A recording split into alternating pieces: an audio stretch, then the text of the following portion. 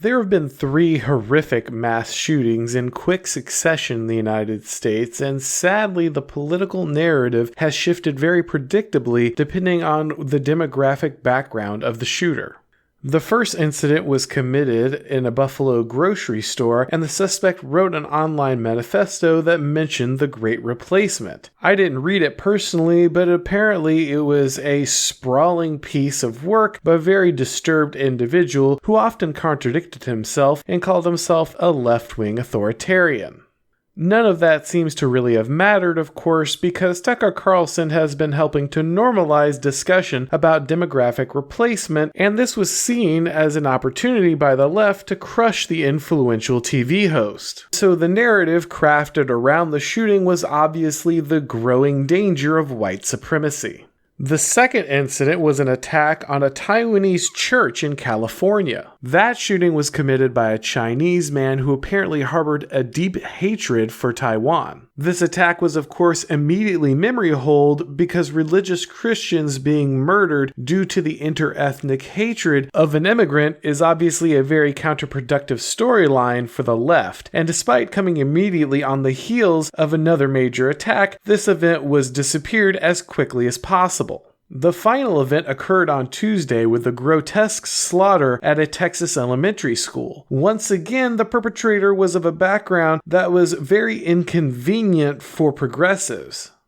But with the horrific nature of an attack on an elementary school, this event could not be so easily swept under the rug. And so instead, the media shifted the focus of the conversation to gun control. Sadly, it doesn't shock me how cynical and automatic this pivot was. The fact that progressives were immediately willing to climb on the backs of dead children to push their agenda is unsurprising.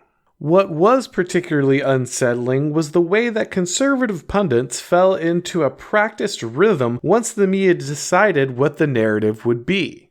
The same predictable histrionics about the Republicans loving guns more than children were met with the same tired talking points about hardening targets and trotting out charts of gun statistics. I'm not saying that those stats were wrong at all. They aren't. And I'm not saying that hardening targets is a bad idea. It isn't. I'm just saying that no one actually expects these arguments to move the needle. What I'm saying is we've done this dance so many times in American public life that we just go through the motions automatically if the media decides that no other narrative can be pushed after any given mass shooting. And the problem is that in some kind of backwards way, the left is correct about something here. As the moral foundations and cultural cohesion of our country are eroded, the left are correct that they must curtail liberties in order to allow civilization to function. They would never phrase it this way, but the left are fine with limiting civil liberties because they are committed to the social demolition. It's the key to their project. The left want a diverse, deracinated, and divided populace that are easier to manage and eventually reshape into their own image.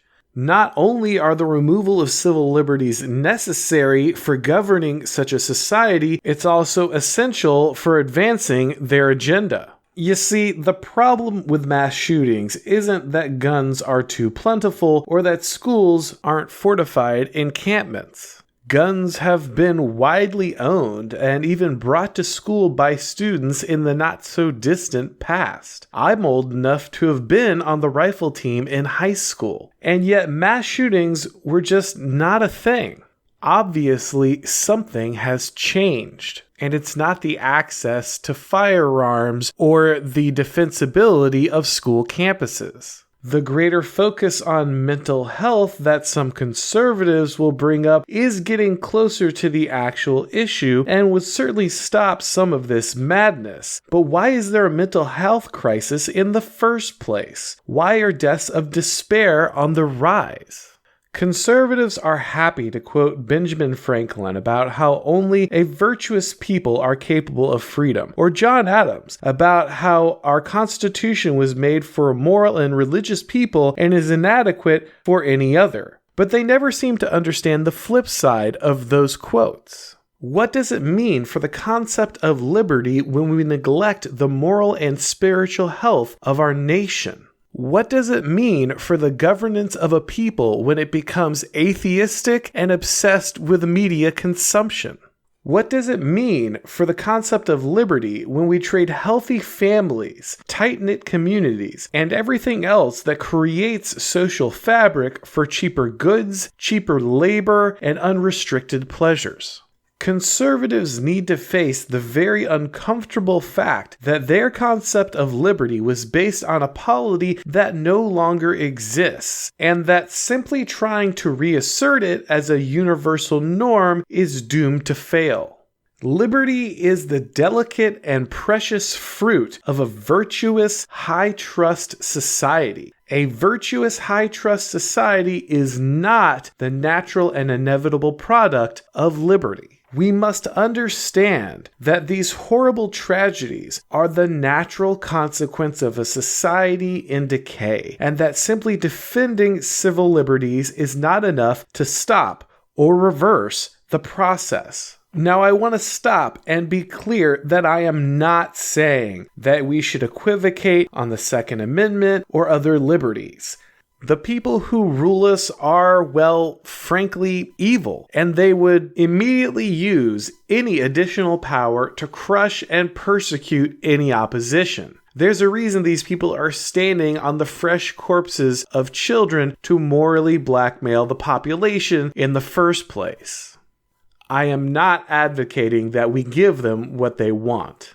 What I am saying is that there is a road ahead that is much harder than simply fighting to maintain liberties, which is already difficult enough.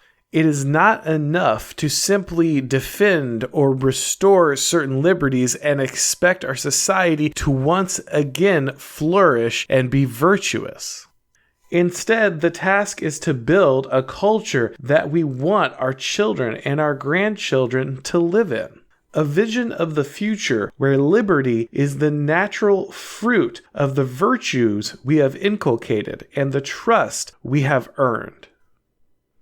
Thanks for watching, guys. I hope you enjoyed the video. If you did, make sure to click like. And if this is your first time watching the channel, now is a great time to go ahead and subscribe. If you'd like to support my work like these amazing people who are currently being displayed on screen, you can go ahead and follow the link to my subscribe star below the video. That's also where you'll find links to things like my Gab, my Odyssey, and my Rumble channels. And you'll also find a link to the merch store if you'd like to pick up a mug or something. Thanks for watching, guys, and as always, I'll talk to you next time.